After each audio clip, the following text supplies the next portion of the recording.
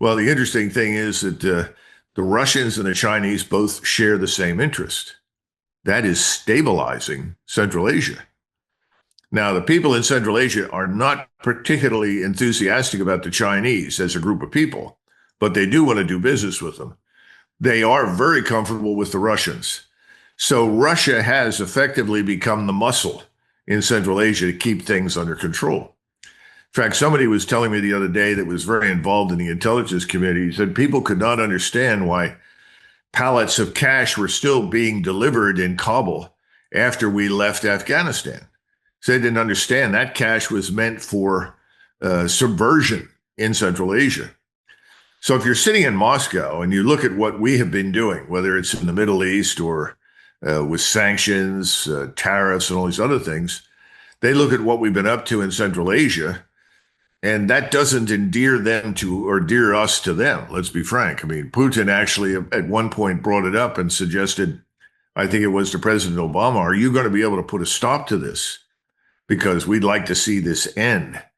And he said, yes, yeah, that's right. I agree. It needs to end. It never ended, which leads you into another discussion about who ultimately controls the Central Intelligence Agency and its apparatus. That's another 6-hour show for discussion. But the point is that this is ongoing. And here is Aliyev now, who has let people know that he has an interest not only in annihilating Armenia. Everybody can agree on that. If you're a Turk these days, we hate the Armenians. He was talking about chunks of Armenia, and now people are saying he's interested in more than just parts of Armenia. And at the same time, he said he's prepared to send troops into northern Iran in order to move into the area in and around Tabriz. That part of Iran is historically Turkic and Azeri Turkish. Now, how seriously should we take this? Well, we'll see over the weeks and days ahead.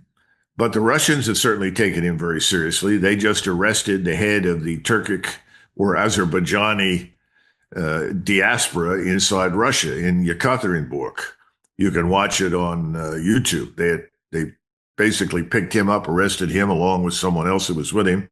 Investment Club. Today, I consider it the best investment that I've ever made. We get 4 projects presented a week by their associated CEOs. Personally, I'm completely blown away by the quality of these projects, and I know of nowhere else where I would be given this same opportunity. Each week that passes, I feel more appreciative of the fact that I'm a member of this group.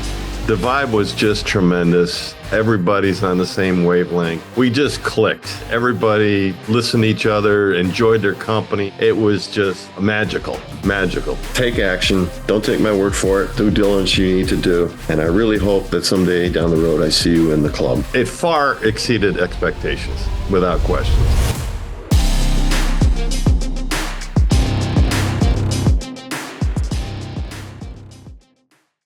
And I think Moscow has made it very clear that they are not happy with any attempt to go in and destabilize and break up Iran. Now, this is something we need to understand. We have been trying to do this to Russia through Ukraine.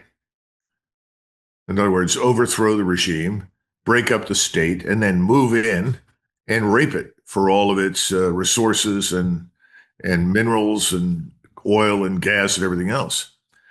That failed. So now the Western financial interests in London and New York City, led by Israel and the United States, have shifted their focus to the Middle East and now especially to Iran. They would like to gain control of Iran's resources. How do you do that? Well, if you can break the north-south axis, the communications, the transportation, the cooperation between Russia and Iran, that's the first step in the direction of isolating and then beginning to break up Iran with an external invasion that is, at least in theory, designed to, quote unquote, liberate the Turks in northern Iran from Iranian leadership. I don't know what the state of the people in northern Iran is right now. You probably need to talk to someone who's more familiar with it than I am. My impression is that the Turks in northern Iran have been very fully and completely integrated into the larger character and structure of the Iranian state. This goes back to when they were Persia. And they don't really have any grievances, as far as I know, but I could be wrong. Perhaps there are some grievances that could be exploited by Mr. Aliyev. But now the Russians are on their case. And I don't think Mr. Aliyev is going to have a free hand. Now, behind all of this, of course, stands Mr. Erdogan, who, as I said, is the Western side of this Eastern effort, and he's being quiet. But let there be no mistake, the Mossad has been operating out of Azerbaijan for some time. They have bases there. They have been able to launch strikes into Iran from Azerbaijan. We'll wait and see what the Russians decide to do, but the Russians are not pleased with that. And it would be a mistake to assume that the Russians will not take action to stop that. But this is not going to go away.